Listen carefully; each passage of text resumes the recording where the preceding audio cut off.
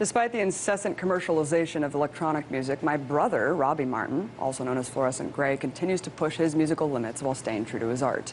His style loosely falls into the genre IDM, or intelligent dance music, and he's done everything from constructing songs out of fire and water sounds to combining Hertz frequencies to cancel out sounds.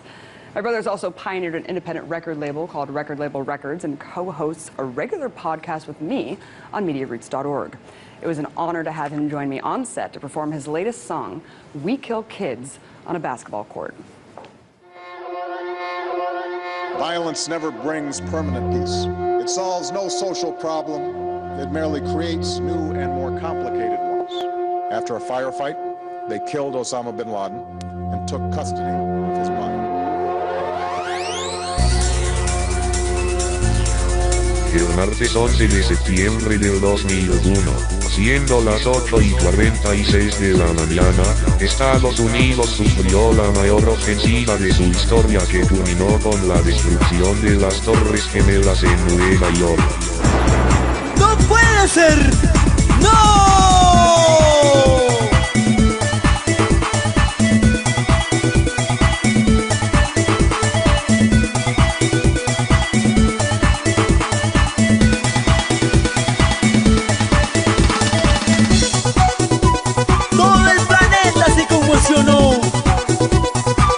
Dios mío, ayúdame.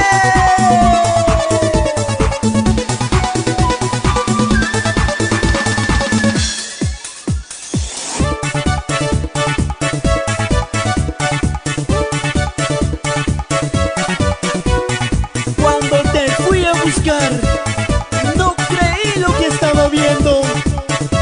Las torres en llamas, lleno de humo negro, y tú en ese lugar. ¡Ay, Dios mío! ¡Ay, ay, ay!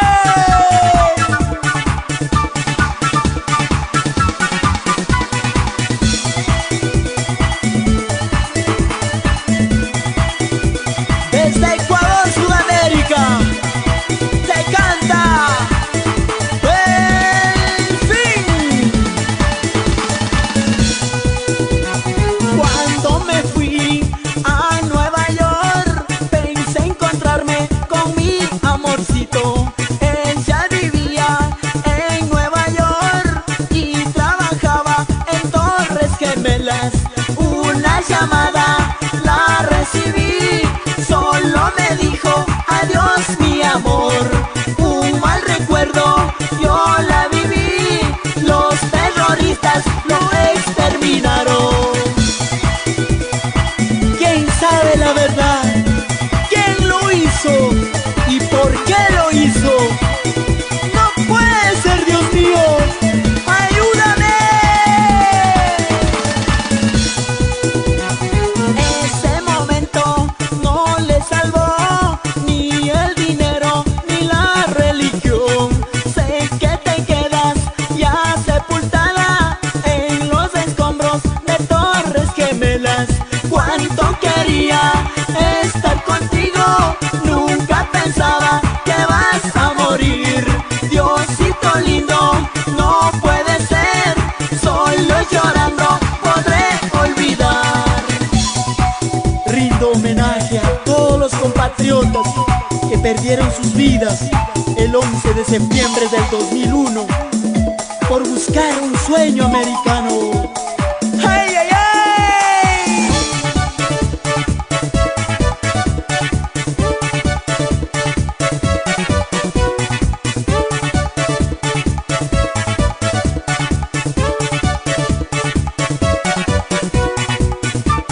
Para todos los amigos en los Estados Unidos, escúchalo con fuerza, compadre.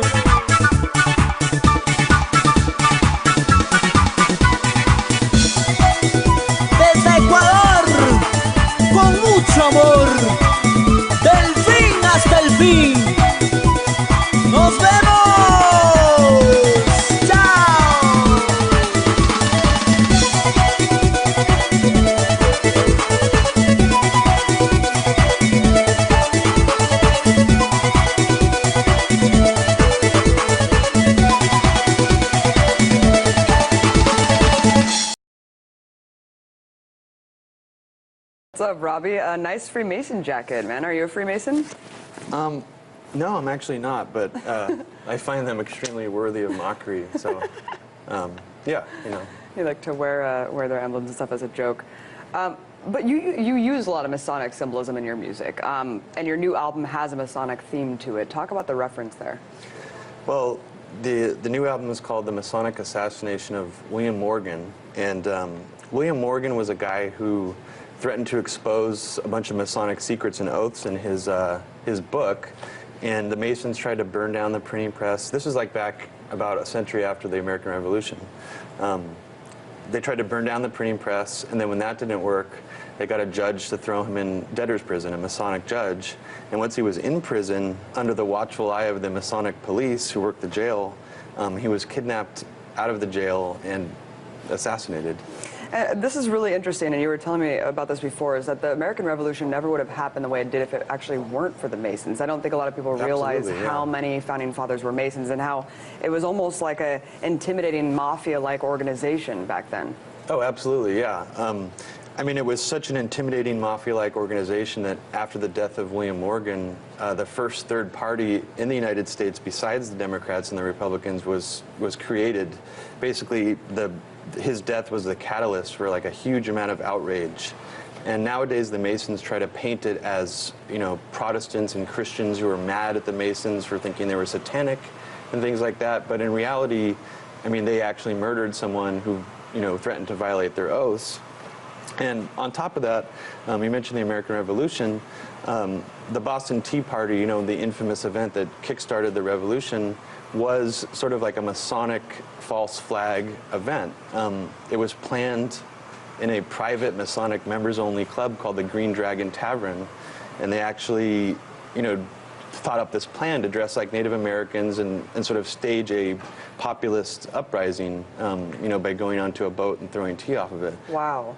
And just their control of the media, a lot of the things just wouldn't have happened the way it did if it weren't for the Masonic control. Yeah, Benjamin Franklin owned several newspapers and actually spread propaganda about British soldiers, you know, to fan the flames during the Revolution. And of course, we know the foundation of D.C. is one giant Masonic symbol. I mean, there's so many Masonic references. Yeah. Yeah. Let's talk about electronic music, Robbie. Why do you think more electronic musicians aren't more politically inclined, don't have more of an ethos inside and outside of their music? That's an extremely good question. It's becoming increasingly rare to find ethos really in any music, but it's really bad in electronic music. And when I say bad, I just mean that it's almost impossible to find any modern electronic music that has an ethos besides just pure escapism.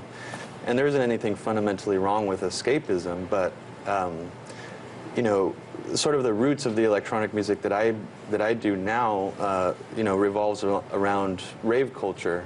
And even rave culture, as escapist and party-oriented as it was, sort of when it originally started, it had sort of the inherent built-in ethos of, you know, F the police, F the system, you know, F nightclubs. Mm-hmm. And eventually, just like anything, corporate money and big money took over electronic music in the sense that now a rave is, you know, a giant corporate-sponsored event in a giant stadium, or it's a nightclub that serves alcohol and closes at 2 a.m. And, you know, raves used to be all about ecstasy and psychedelics and basically bucking the system and, you know, saying, like, we're just going to party all night long and not give a damn. Yeah, and now, you know, it's become more corporatized, more commercialized, like every other genre of music. And you actually run an independent record label called Record Label Records. I mean, how hard has it been, how challenging has it been for you to run an indie label in such a world of corporatized, commodified music? Well, it's been really challenging in the sense that my goals can't be, you know, sales, because you know, unless you're sort of riding a trend, and nowadays in 2014, musical trends are born and die within like 6 months time spans.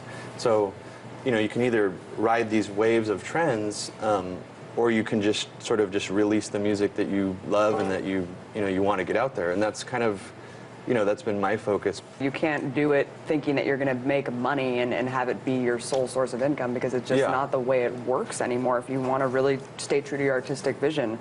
Do you have any advice for artists who want to get their music out there, who are really passionate about music but don't want to go on a label and don't want to go that route? Well, I mean, I think it's still a good route to, send demos to labels if you're an indie musician and stuff like that. But you can't rely on it solely, because there's so many avenues now on the internet to directly sell your music to people. With websites like Bandcamp, I recommend any independent musician get on there. If you're still working on your demos and you don't know how good they are, go on music forums where you can get critiques and feedback on sort of your working, song, your demos and stuff. But the problem I see now is that even like indie musical outlets, like things like Pitchfork or sort of the other big digital, like online, like digital only music press, they sort of emulate this corporate model of payola sharing, and it's actually really hard to tell these days who is sort of following this payola model and who isn't. So I would suggest to musicians out there to actually seek out truly independent, blogs, press, anything they can find. College radio is still a great way to get independent music out. You don't need to have a marketing package, for them to play your music.